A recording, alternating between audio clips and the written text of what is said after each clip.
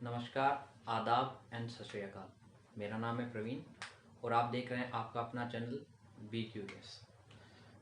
आज मैं आपके लिए लेके आया हूँ ह्यूमन सर्कुलेटरी सिस्टम का एक बड़ा इम्पोर्टेंट पार्ट है जिसे हम कहते हैं ब्लड। उसकी एक पूरी सीरीज हम पढ़ेंगे। तो आज मैं आपको ब्लड के बारे में एक बेसिक ओवरव्यू देने जा रहा हूँ। तो आज का जो हमारा टॉपिक है, तो स्टार्ट करते हैं ब्लड।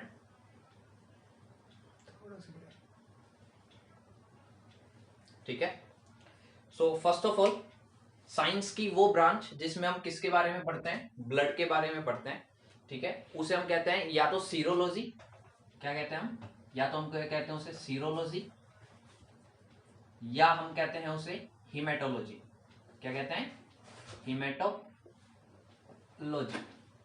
ठीक है, क्या बोला मैंने कि साइंस की वो ब्रांच जिसमें हम ब्लड के बारे में स्टडी करते हैं, उसके ऊपर रिसर्च करते हैं, सब कुछ करते हैं, उस ब्रांच को हम या तो कहते हैं सीरोलॉजी या हिमेटोलॉजी। ज्यादा जब आप डिटेल में जब पढ़ेंगे ब्लड के पार्ट, जैसे कि मैं आपको बताऊंगा फर्दर कि ब्लड के दो पार्ट होते हैं, प्लाज्मा और ब्लड सेल्स जो होते हैं। तो पर्टिकुलरली अगर मैं सीरोलॉजी की बात करूं तो इसमें जो स्टडी होती है वो सीरम के बारे में होती है।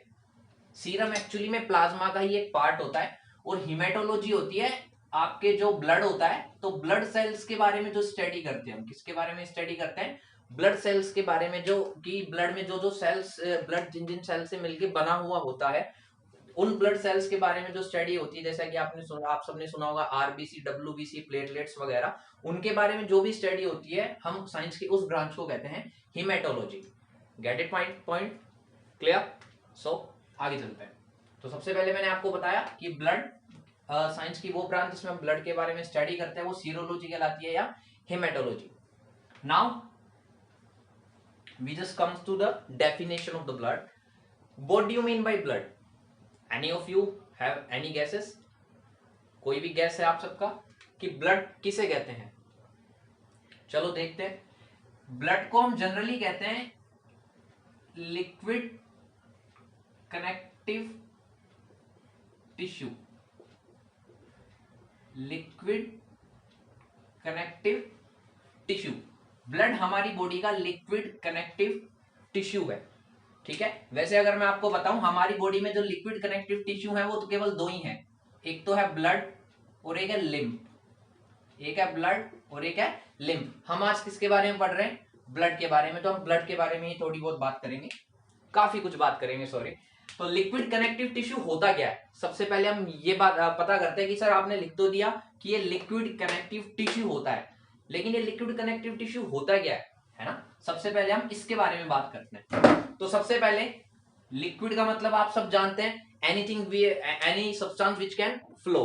कोई भी सब्सटेंस है जो फ्लो कर सकता है उसे हम क्या कहते हैं? लिक्विड कहते हैं जनरल लैंग्वेज में। ठीक है, इतना स्पेसिफिक हम नहीं जा रहे हैं अभी। ठीक है, तो लिक्विड क्लियर है। और आप सबको पता है कि ब्लड की कैपेबिलिटी होती है फ्लो करने की, तभी तो वो हमारी कंप्लीट बॉडी के अंदर क्या करता है? सर्कुलेट करता है। सेकंड जो पार्ट है हमारा क्या है, वो है कनेक्टिव टिश्यू। सर ये कनेक्टिव टिश्यू क्या होता है? As a name suggest, connective का मतलब कनेक्ट करना। क्या करना? कनेक्ट करना। क्या करना? कनेक्ट करना। कोई भी टिश्यू जो डिफरेंट डिफरेंट काइंड ऑफ जो थिंग्स होती है उसको जब क्या करता है? कनेक्ट करता है, उसे हम कहते हैं कनेक्टिव टिश्यू। ठीक है, हमारी बॉडी में बहुत सारे कनेक्टिव टिश्यू होते हैं। मैं आपको जैसे एग्जांपल के लिए अगर मैं बताऊं, हमारी बॉडी में जो बोन को बोन से जो कनेक्ट करता है, बोन को बोन से जो कनेक्ट करता है, उसे हम क्या कहते हैं जनरल लैंग्वेज में? लिगामेंट। क्या कहते हैं? लिगामेंट कहते हैं। हमारी बॉडी में जो बोन को किससे कनेक्ट करता है? मसल से। किससे कनेक्ट करता है? मसल से। उसे हम क्या कहते हैं? उसे हम टेंडन कहते हैं। क्या कहते हैं? टेंडन कहते हैं। ठीक है, तो ये आपके क्या है? ये लिगमेंट और टेंडन आपके कनेक्टिव टिश्यू है। क्या है? कनेक्टिव टिश्यू है, क्योंकि ये बोन से बोन को कनेक्ट करता है। जैसा कि आप सबको पता है कि हमारी बॉडी में कितनी बोन्स है, लगभग लगभग कितनी मान रहे हैं? 206, 206 बोन्स है हमारी बॉडी के अंदर। तो सारी बोन्स एक दूसरे से इंटरकनेक्ट है क्या? हाँ। तो ये जो बोन्स है, तो बोन को बोन से जो कनेक्ट करता है वो लिगमेंट करता है। और हमारी जो बोन है, हमारा पहले तो क्या है, हमारा एक जो हम कहते हैं ना हड्डियों का जो हमारा जो मूल ढांचा है, स्केलेटन है सिस्टम जो है हमारा, स्केलेटन सिस्टम को जो मस्कुलर सिस्टम से जो कनेक्ट करता है उसको हम कहते हैं, बोन्स को मसल से जो कनेक्ट करता है उसे हम कहते हैं टेंडन। तो टेंडन भी एक टाइप का क्या है? एक कनेक्टिव टिश्यू है। ठीक है। तो हम ब्लड के बारे में बात कर रहे थे। तो ब्लड कैसे कनेक्ट करता है सर, ब्लड कैसे कनेक्ट करता है? देखो आप सबको पता है कि जैसे मैं दिल्ली और रेवाड़ी की ही बात लेता हूं, ठीक है। दिल्ली और रेवाड़ी को कनेक्ट करने के लिए आपके पास एक रोड का भी रास्ता है, एक ट्रेन का भी रास्ता है, ठीक है। दिल्ली और रेवाड़ी किससे कनेक्ट है? रोड से भी कनेक्ट है और रेलवे वाला जो ट्रांसपोर्ट सिस्टम है उससे भी कनेक्ट है। तो एक्चुअली में तो दिल्ली और रेवाड़ी कनेक्ट है नहीं कि भाई साहब दिल्ली है रेवाड़ी है इन दोनों को मिला दिए ये कनेक्ट हो गए, नहीं। एक्चुअली में उसका मतलब है कि दिल्ली और रेवाड़ी एक रोड से कनेक्ट है कि रेवाड़ी से आप दिल्ली जा सको, दिल्ली से रेवाड़ी जा सको जब भी आपको कोई भी काम हो, ठीक है। तो एक बैलेंस बना रहता है। तो ब्लड से क्या करता है, ब्लड आपके लेट सपोज ब्लड करता क्या है, ब्लड हमारी कंप्लीट बॉडी के अंदर जितने भी न्यूट्रिएंट्स है, आपके पास ऑक्सीजन है, CO2 है, वो कंप्लीट सर्कुलेट कर रहा है। CO2 तो लेके आता है और ऑक्सीजन कंप्लीट बॉडी के अंदर लेके जाता है, ट्रांसपोर्ट करता है। न्यूट्रिएंट्स जो है हमारी कंप्लीट बॉडी के अंदर जो सेल्स को चाहिए वो क्या करता है, ट्रांसपोर्ट करता है। तो ऐसे ही हार्मोन्स हो गए, जस्ट लाइक आपके ब्रेन ने पिट्यूटरी ग्लैंड, जैसा कि आप सब जानते हैं, बहुत सारे हार्मोन्स क्या क्या करता है, सेक्रेट करता है और हमारी कंप्लीट बॉडी के अंदर क्या होता है, वो ट्रांसफर होता है, ट्रांसपोर्ट होता है। तो वो कौन करता है, वो काम करता है हमारा ब्लड। कौन करता है, ब्लड। तो इसी प्रकार तो ब्लड ने क्या किया, कंप्लीट बॉडी को एक तरह से वो क्या करता है, कनेक्ट करता है। क्या करता है, कनेक्ट करता है। दैट्स व्हाई वी कॉल कि ब्लड क्या है, एक liquid connective tissue. I think अब तक आपको बात समझ में आ गई होगी कि how blood connect our all body parts, ठीक है, कि ब्लड हमारी कंप्लीट बॉडी को कैसे और किस वे में कनेक्ट करता है। Get it my point, clear? आगे चलते हैं, फाइन। तो पहला पॉइंट हो गया ब्लड के बारे में कि व्हाट इज ब्लड। तो सर ब्लड एक लिक्विड कनेक्टिव टिश्यू है। गेट इट माय पॉइंट अच्छे से, ठीक है। सेकंड पॉइंट पे हम चलते हैं, ठीक है। सेकंड पॉइंट है कि ब्लड का जो पीएच आप सबको आई होप कि पता होगा, केमिस्ट्री तो हम चला नहीं रहे इतना डीप में। तो पीएच वैल्यू जो होती है हमारे ब्लड की वो कितनी होती है, 7.4। कितनी होती है, 7.4। इट मींस 7.4 क्या होता है, 7.4 का मतलब जैसा कि आप सबको पता है ये बेसिक नेचर हो गया। कैसा नेचर हो गया, बेसिक। इसका मतलब हमारे ब्लड का जो नेचर होता है वो कैसा होता है, बेसिक नेचर होता है। जैसा कि आप सबको पता है अगर किसी भी सब्सटेंस की अगर जो पीएच है वो 7 से कम होती है तो वो एसिडिक होता है, 7 मोर देन 7 होती है तो वो बेसिक होता है, और 7 पे होती है तो हम उसे न्यूट्रल मानते हैं। तो हमारे ब्लड की जो पीएच होती है वो 7.4 होती है। इट मींस हमारे जो ब्लड का जो नेचुरल जो नेचर होता है वो कैसा होता है, बेसिक नेचर होता है। कैसा नेचर होता है, बेसिक नेचर होता है। गेट इट माय पॉइंट अच्छे से, आगे चले, ठीक। नेक्स्ट थर्ड नंबर पॉइंट हमारे ब्लड के बारे में, किसी भी बॉडी में जो ब्लड होता है वो 7 to 10% ऑफ बॉडी वेट होता है। कितना होता है, 7 to 10%। हमारी बॉडी में जितना भी वेट है उसका 7 to 10% के अराउंड होता है। जनरली अगर मैं इसको भी ना मानूं, जनरली अगर लैंग्वेज में बताऊं तो ज्यादातर आपकी बुक्स में भी लिखा रहता है कि 5 से 6 लीटर एक हेल्दी जो ह्यूमन बीइंग है उसके अंदर जो ब्लड माना जाता है वो माना जाता है 5 to 6 लीटर। कितना माना जाता है, सॉरी, 5 to 6 लीटर के बीच में, ठीक है। एक बात याद रखना, ये जनरली मेल्स में होता है। फीमेल्स में क्या होता है ना, फीमेल्स में ½ लीटर लेस होता है, ½ लीटर लेस, ठीक है। किससे, मेल में जितना ब्लड होता है उससे ½ लीटर कम होता है फीमेल के अंदर, ठीक है। हमने ये डिस्क्रिमिनेशन नहीं किया है, ध्यान रखना है, ये डिस्क्रिमिनेशन आपने गॉड ने किया है या बेसिक जो स्ट्रक्चर है जो चला आ रहा है आगे से वो यही है, ठीक है, कि मेल में जो ब्लड होता है वो हमारे अराउंड 5 to 6 लीटर होता है एक हेल्दी मेल में, और एक हेल्दी फीमेल में जो ब्लड होता है वो ½ लीटर कम होता है। अगर मैं इसका अगर अराउंड लूं तो ये हो गया 4.5 to 5.5 लीटर के आसपास। गेट इट माय पॉइंट अच्छे से, आगे चले, ठीक है, ओके। नाउ ये मैंने आपको कुछ ब्लड के बारे में जनरली पॉइंट्स बताए। क्या, एक बार मैं क्विकली समराइज कर देता हूं कि ब्लड साइंस की वो ब्रांच जिसमें हम ब्लड के बारे में स्टडी करते हैं उसे हम सेरोलॉजी कहते हैं या हीमेटोलॉजी कहते हैं, ठीक है। आगे चल के आपको इन दोनों में भी डिफरेंस अच्छे से पता चल जाएगा कि क्या है। नेक्स्ट, ब्लड होता क्या है, what do you mean by blood, कि ब्लड एक लिक्विड कनेक्टिव टिश्यू है, क्यों कहते हैं इसे लिक्विड कनेक्टिव टिश्यू? क्योंकि हमारी कंप्लीट बॉडी में जितनी भी सेल्स वगैरह हैं उन सब में कॉमन कम्युनिकेशन कंटिन्यूअसली रखता है। सेकंड, पीएच क्या होती है हमारे ब्लड की? 7.4 होती है। इट मींस हमारे ब्लड का जो नेचर होता है वो कितना होता है? क्या होता है? बेसिक नेचर होता है। And the third point is हमारी बॉडी में जो ब्लड होता है वो अराउंड मेल्स की बॉडी में 5 to 6 लीटर, एक हेल्दी मेल की बॉडी में, और एक फीमेल की बॉडी में half litre less. It means 4.5 to 5.5 litre के आसपास। Get it my point? अच्छे से आगे चले, ठीक है। नाउ अगर मैं अब आगे चलूं तो मुझे फ्लो चार्ट बनाना है एक्चुअली ब्लड के पार्ट्स का, वो देखते हैं। आई थिंक ये फ्लो चार्ट तो आप में से मैक्सिमम को पता होगा कि ब्लड सेल्स होता है, प्लाज्मा होता है। नहीं पता? चलो देखते हैं। अब देखते हैं ब्लड के बारे में कि ब्लड का जो आपका जो जनरली पार्ट्स होते हैं, वो ब्लड जो होता है आपके पास, मतलब ह्यूमन सबके पास ब्लड, ठीक है। ब्लड के मेनली जो पार्ट होते हैं वो होते हैं दो। एक तो होता है प्लाज्मा, दूसरा होता है आपके पास ब्लड सेल्स, या सी को सेल्स जो है उसको कॉर्पस क्लीज भी बोलते हैं। कॉर्पस क्लीज भी बोलते हैं, ठीक है। अगर मैं प्लाज्मा की बात करूं तो प्लाज्मा में काफी सारी चीजें होती हैं। लाइक अगर मैं आपको जनरल छोटी मोटी अगर वे में बताऊं तो प्लाज्मा में जनरली होता है वाटर। क्या होता है? वाटर। ये अराउंड हमारे पास प्लाज्मा में होता है 90 to 92% के आसपास। कितना होता है? 90 to 92%। इसकी वर्क फंक्शन है हम देखेंगे डिटेल में नेक्स्ट लेक्चर में, बाद में, कोई दिक्कत आप टेंशन ना लीजिए इसके रिगार्डिंग। सेकंड थिंग आपके पास जो होती है मेजर अमाउंट में प्लाज्मा के अंदर होती है वो होती है प्रोटीन। क्या होता है? प्रोटीन। ये होता है हमारी बॉडी में 6 to 8% ब्लड के अंदर। कितना होता है? 6 to 8%। बाकी जो बचा हुआ है वो सब इसमें आ जाता है। मिनरल हो गया या कोई न्यूट्रिशंस वगैरह हो गए, है ना, न्यूट्रिएंट्स वगैरह जो हो गए वो हमारे होता है 1 से 2% के अंदर ये कंप्लीट होते हैं। इसमें आप साल्ट्स वगैरह सब जो होते हैं वो 1 से 2% के अंदर होते हैं। मेजर अमाउंट आपके प्लाज्मा में जो होता है वो वाटर का होता है। क्या होता है? वाटर का होता है। गेट इट माई पॉइंट अच्छे से, ठीक है। अगर मैं प्रोटीन को भी डिफाइन करूं कि वैसे प्रोटीन भी कौन कौन सा होता है प्लाज्मा में, बेसिकली ये 3 टाइप का होता है। एक होता है फिब्री, कई लोग इसको फाइब्रिनोजेन भी बोलते हैं, या फिब्रिनोजेन, जैसा आपको उचित लगे, फिब्रिनोजेन। दूसरा होता है आपके पास ग्लोबुलिन। कौन सा होता है? ग्लोबुलिन। थर्ड वन होता है एल्ब्यूमिन। कौन सा होता है? एल्ब्यूमिन। आई थिंक एल्ब्यूमिन तो आपने सुन रखा होगा कुछ लोगों ने जो थोड़े बहुत समझदार होंगे कि एग्स की जो सेल जो आउटर लेयर आती है, प्रोटेक्टिव लेयर आती है, उसमें एल्ब्यूमिन होता है। क्या होता है?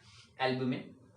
पढ़ेंगे हम इनके बारे में क्या क्या फंक्शन होते हैं, ठीक है, उसके बारे में, ठीक है। आगे चले, ठीक है। अब ब्लड सेल्स जो होते हैं आपके पास बेसिकली वो होते हैं 3 टाइप के। एक होता है आरबीसी, एक होता है डब्ल्यूबीसी, और एक होता है प्लेटलेट्स। क्या होता है? Platelets. Gate it my point अच्छे से। डब्ल्यूबीसी का पूरा ना फुल नेम आपको सबको पता होगा, आई होप सो, कि रेड ब्लड सेल्स या रेड ब्लड कॉर्पस क्लीस। इसको कहा जाता है व्हाइट ब्लड सेल्स या व्हाइट ब्लड कॉर्पस क्लीस प्लेटलेट्स, ठीक है। वैसे इनका साइंटिफिक नेम भी है। इसको जनरली बोला जाता है एरिथ्रोसाइट्स। क्या बोला जाता है? एरिथ्रोसाइट्स। इसको बोला जाता है ल्यूकोसाइट्स। क्या बोला जाता है? ल्यूकोसाइट्स। इन्हें बोला जाता है थ्रोम्बोसाइट। क्या बोला जाता है? Thrombocytes. Gate it my points, ठीक है, अच्छे से, ठीक है। फर्दर अगर मैं डिवाइड करूं तो डब्ल्यूबीसी भी एक्चुअली के में 2 पार्ट्स में डिवाइडेड होती है। एक होता है आपके पास एक ग्रेन्युलर डब्ल्यूबीसी जो होती है आपके पास, दूसरी होती है आपके पास ग्रेन्युलर। जैसा कि नाम से रिप्रेजेंट है, एग ग्रेनुलर जिसके पास जो दाने जो होते हैं ना, छोटे छोटे जो ग्रेनुल्स होते हैं वो नहीं होते। एग ग्रेनुलर, ग्रेनुलर के पास छोटे छोटे दाने होते हैं, ठीक है।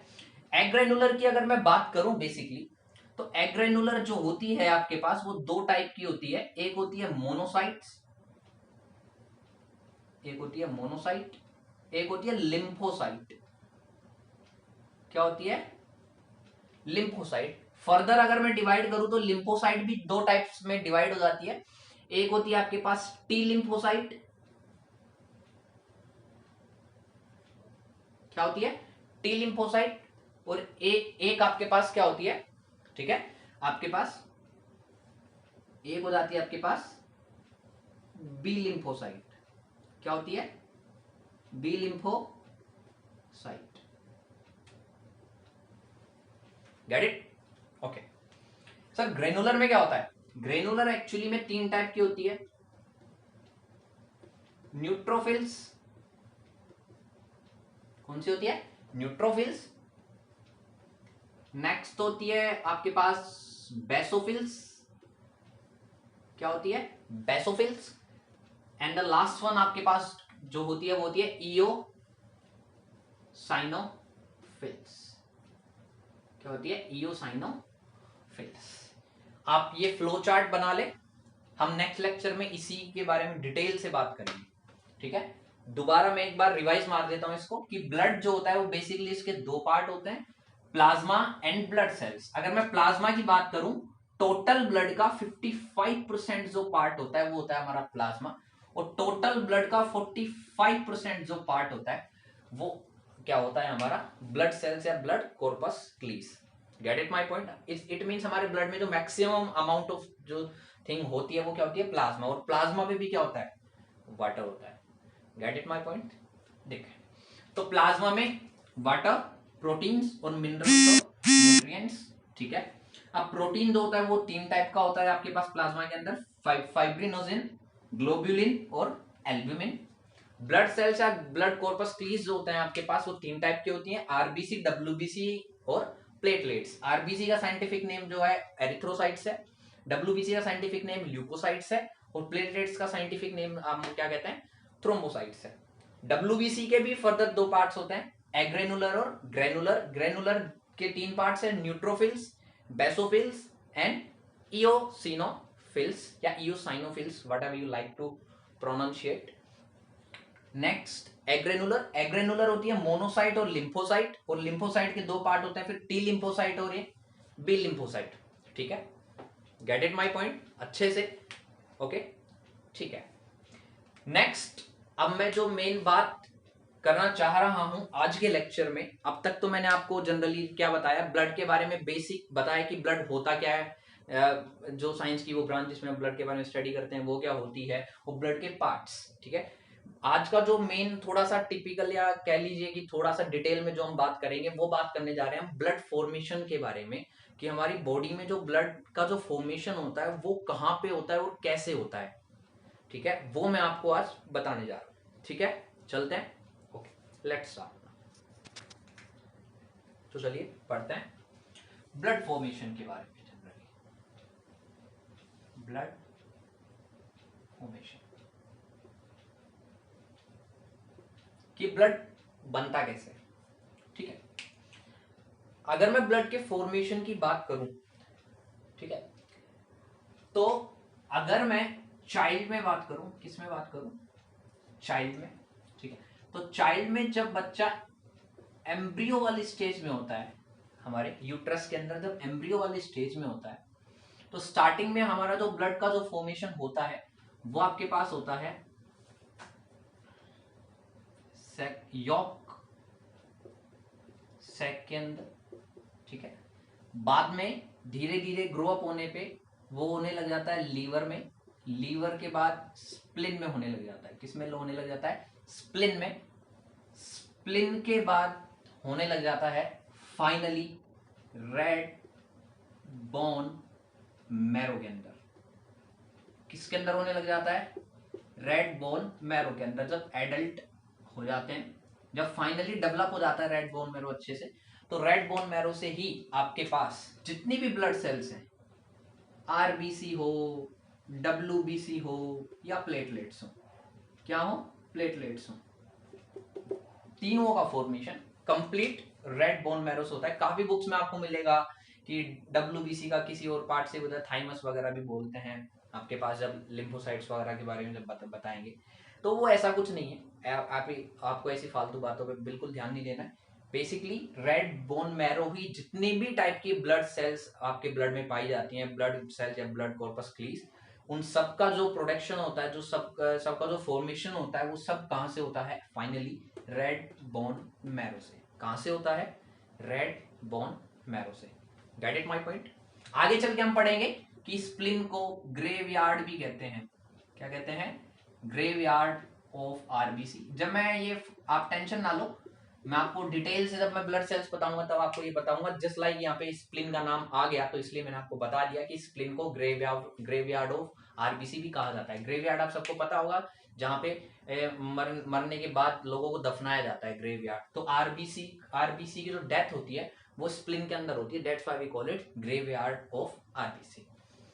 ठीक है, तो मैंने आपको जनरली एक बात बताई है कि जब एम्ब्रियो वाली स्टेज में जब चाइल्ड होता है तो वहां पे जो आपके ब्लड सेल्स का जो फॉर्मेशन होता है वो यॉर्क सैक में होता है, उसके बाद लीवर में जब डेवलप हो जाता है, उसके बाद स्प्लिन में, और फाइनली जब कंप्लीट हमारे बॉडी में जब रेड बोन मैरो हो जाता है आफ्टर बर्थ, जनरेट हो जाता है, तो उसके बाद हमारी जो कंप्लीट ब्लड सेल्स हैं वो कहाँ पे जनरेट होती हैं? रेड बोन मैरो के अंदर। Gate it my point?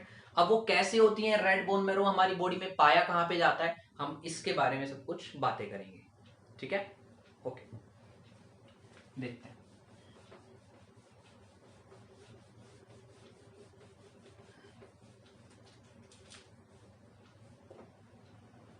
देखो,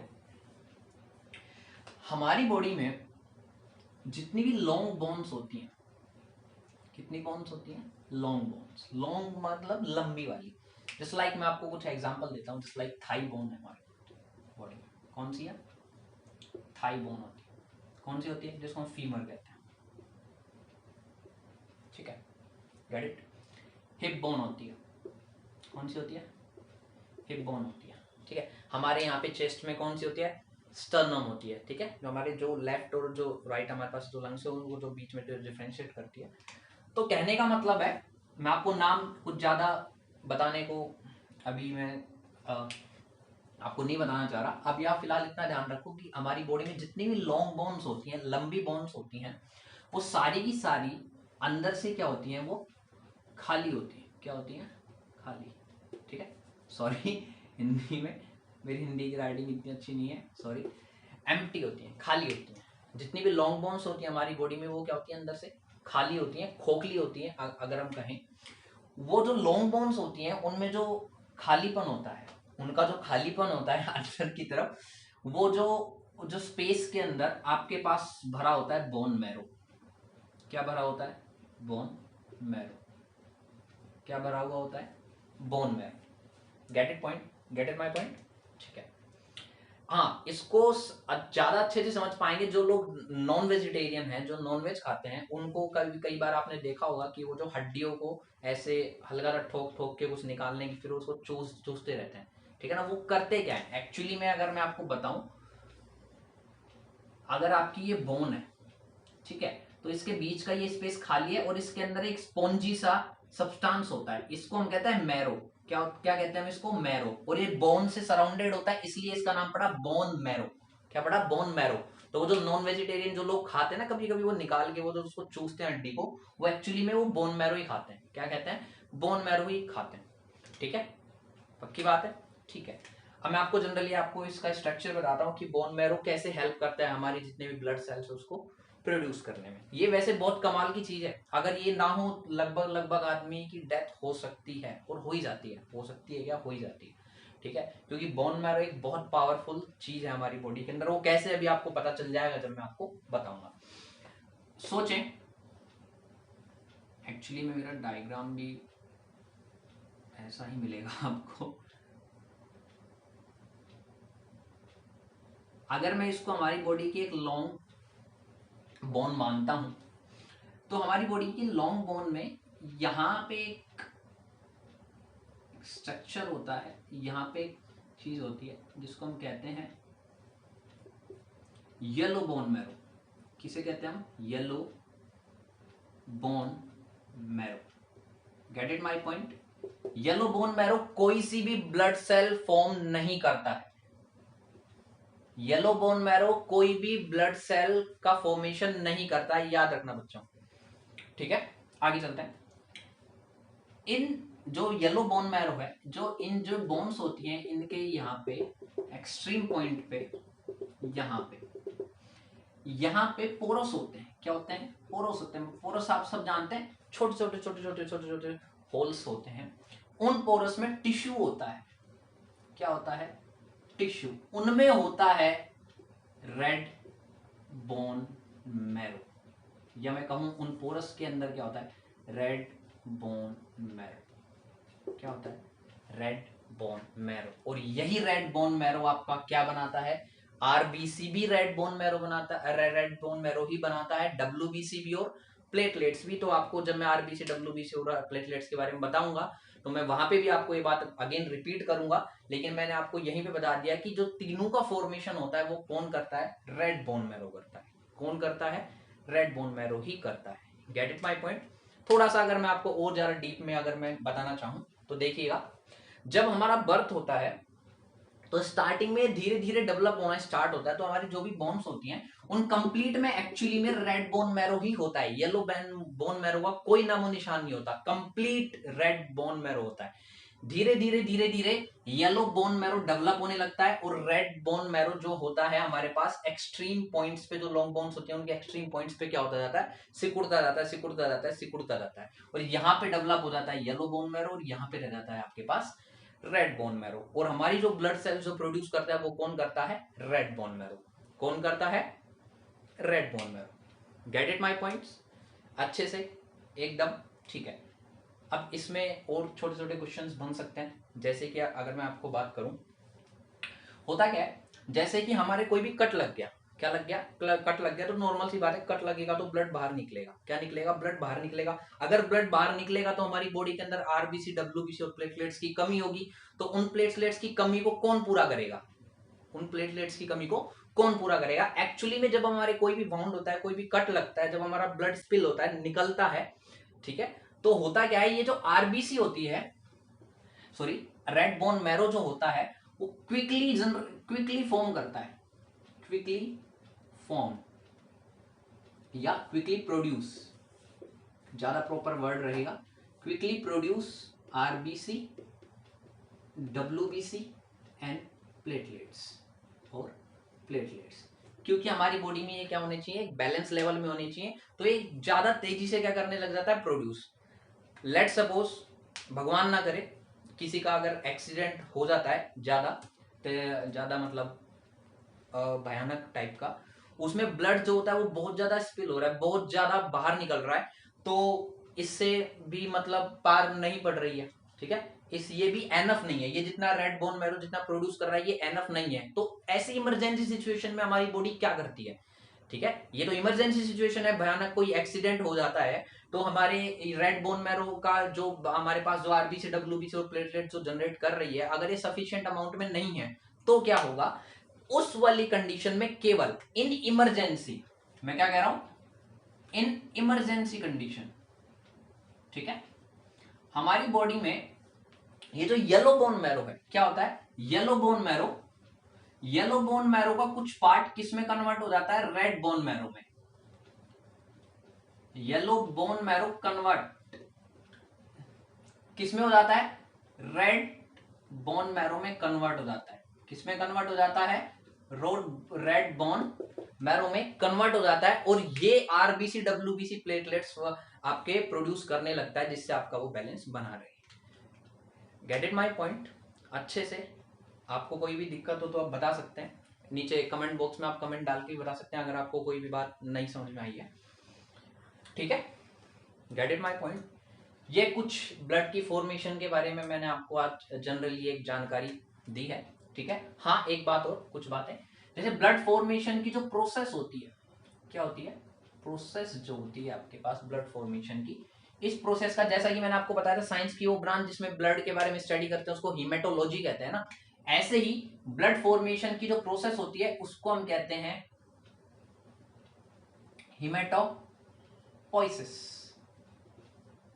क्या कहते हैं? हीमेटोपोइसिस।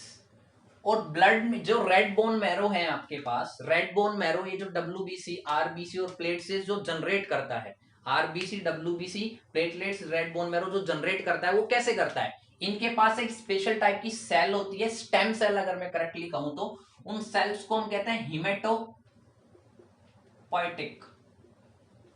Sales, stem cell, haematopoietic stem cells. ठीक है, ब्लड फॉर्मेशन की जो प्रोसेस होती है हम उसे हम क्या कहते हैं, हिमेटोपोइसिस। ब्लड फॉर्मेशन जो करता है रेड बोन मैरो के अंदर जो सेल्स करती हैं उन्हें क्या कहते हैं हम, हिमेटोपोइटिक स्टेम सेल्स। क्या कहते हैं, hematopoietic stem cells. Stem cells बहुत पावरफुल होती हैं। ठीक है, वो आपकी body stem cells, it means मैं अगर मैं कंप्लीटली बोन मैरो की बात करूं तो बोन मैरो हमारी बॉडी में किसी भी टाइप की सेल को रीजनरेट कर सकता है, बना सकता है, इसकी इतनी पावर होती है। इसीलिए हम कहते हैं कि अगर बोन मैरो नहीं है तो लगभग लगभग इंसान की डेथ हो ही जाती है मैक्सिमम केसेस में। ठीक है, अच्छे से। ठीक है, तो यहां से अगर आपने थोड़ा सा ध्यान दिया होगा तो ब्लड फॉर्मेशन में मैंने आपको अभी तक जो भी फॉर्मेशन की जो प्रोडक्शन की जो बात बताई है वो किसकी बताई है, ब्लड सेल्स की। लेकिन सर ब्लड में तो सेल्स तो होते हैं, ठीक है आपकी बात, लेकिन प्लाज्मा भी तो होता है। प्लाज्मा कहाँ पे गया, ये प्लाज्मा भी बनाता है क्या? नहीं, ये प्लाज्मा नहीं बनाता है। तो सर प्लाज्मा कहां से बनेगा? अरे आपको नहीं पता, देखते हैं, प्लाज्मा भी देखते हैं। देखो, अगर आप थोड़ा ध्यान दे तो ये तो बहुत सिंपल सी बात है। प्लाज्मा में क्या होता है, 90 to 92% वाटर होता है। 90 to 92% क्या होता है, वाटर होता है। वाटर कहां पे है, हमारी कंप्लीट बॉडी 70% किसकी बनी हुई है, around 70% of our body is water. हमारी बॉडी का 70% क्या है, वाटर ही तो है। गेट इट माई पॉइंट अच्छे से? ठीक है सर, ठीक है। बस सर बात, सर इसे प्लाज्मा कैसे बनेगा, लेकिन सुनो, आपकी बॉडी में जब ब्लड जाता है, सॉरी खाते हो जब आप पानी पीते हैं तो आपके स्टमक से भी वाटर क्या होता है, एब्जॉर्ब होता है। क्या होता है, एब्जॉर्ब होता है। क्या होता है, एब्जॉर्ब होता है। स्मॉल इंटेस्टाइन से भी होता है। किससे होता है, स्मॉल इंटेस्टाइन से भी होता है। फाइनली कहां से भी होता है, लार्ज इंटेस्टाइन से भी होता है। कहां से होता है, लार्ज इंटेस्टाइन से भी क्या होता है, वाटर एब्जॉर्ब। स्टमक में भी हुआ, स्मॉल इंटेस्टाइन में भी हुआ, लार्ज इंटेस्टाइन में हुआ।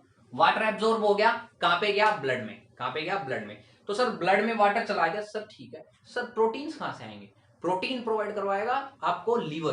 कौन प्रोवाइड करवाएगा, लीवर। प्लाज्मा के लिए वाटर जो चाहिए था वो प्रोवाइड करवा दिया 3 से।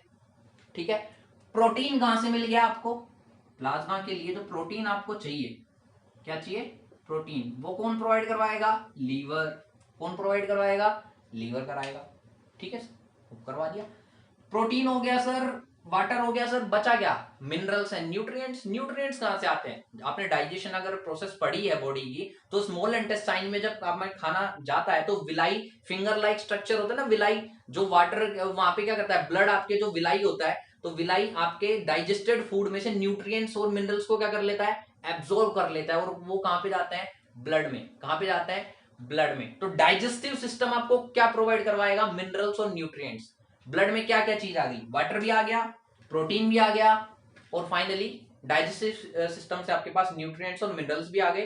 प्लाज्मा तो फॉर्मेशन हो गया, ब्लड सेल्स इन्होंने बना दिए, रेड बोन मैरो ने बना दिया, आपका ब्लड का फॉर्मेशन हो गया। ठीक है, ओके।